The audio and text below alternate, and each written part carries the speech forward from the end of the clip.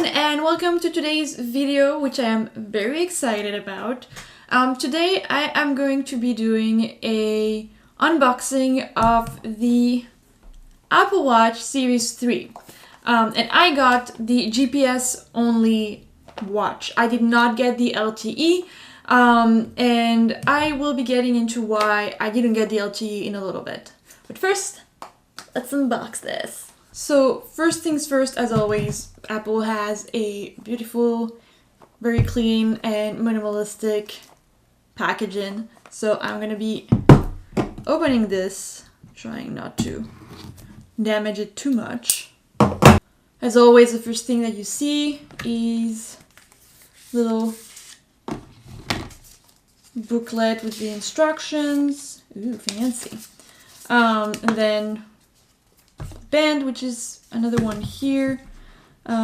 Looks like this one might be a little longer, so I probably won't be using that one because I have, and if you can see, I have a very small wrist, so definitely will not be using the larger one.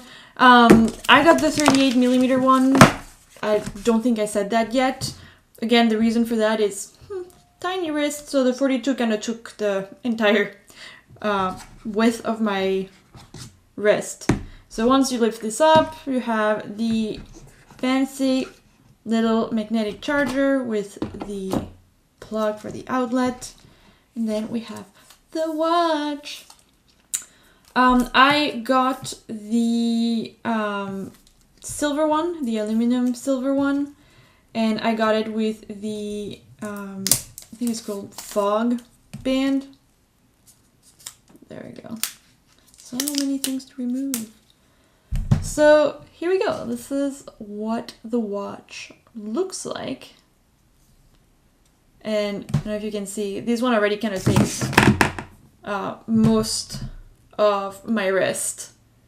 So imagine the 42. The 42 would have been like huge for me. I will be very likely getting another band on Amazon. Not that I don't like this one, but I tend to prefer leather bands, and the ones that they sell in the Apple Store are ridiculously expensive. So I think I will probably be looking for a third-party leather band for this watch. So because it is the GPS only model, it does not have that glaring red button. That is not the reason why I did not get the LTE one. The reason why I didn't get the LTE one is simply because I honestly don't have the use for LTE. I take my phone with me everywhere anyway. I work on social media. It's my job. It's also my hobby. I absolutely love it. I'm always on Instagram and on Twitter, but mainly on Instagram. And obviously I can't go on Instagram through the watch. And I like to be able to, do Instagram stories, and to, if I see something, that's relevant to now, I want to be able to post it on my Instagram like right away. So I will need my phone, and it is very rare that I don't have my phone. So for that reason, it seemed silly to me to pay the extra money for the watch, which is not only the price of the watch being very expensive, because it's really not that much of a difference in the grand scheme of things, but the fact that you have to pay, an extra $10 a month plus the activation fee on top of your usual cell phone plan. So because right now I don't have a real use for it, it seems silly to me to spend the money on the LTE one. Maybe in the future, I will. I also heard that the LTE is a little bit spotty at times, but again, if I had a use for it, I probably would have been like, sure, let's try it. But I don't. So I went for the GPS only one. The fact that it doesn't have the huge red button here, that's a plus, even though they sell little dots that you can cover the red with. I still don't really understand from a design standpoint why a red dot. But that's another conversation for another time. So yeah, let me see if I can turn this on. I don't know if it needs to be charged or not. Ooh. This is exciting.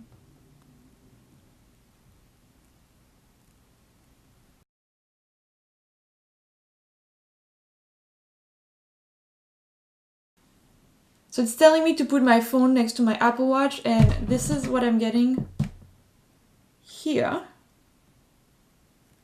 Continue.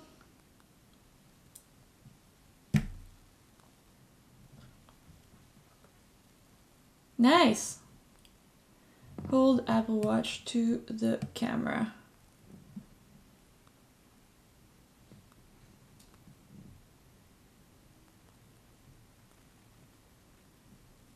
Left.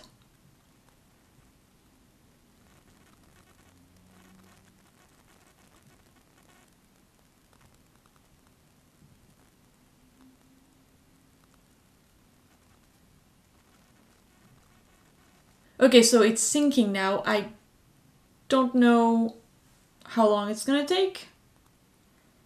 So I'll come back in a little bit. So it looks like it's finally synced. It took a little bit of time, but yeah, now if I click on the watch, I have the time. I have to unlock. And there we go. So now I have the basic apps. Yeah. There we go. This is the unboxing. This is what the watch looks like. Take this off.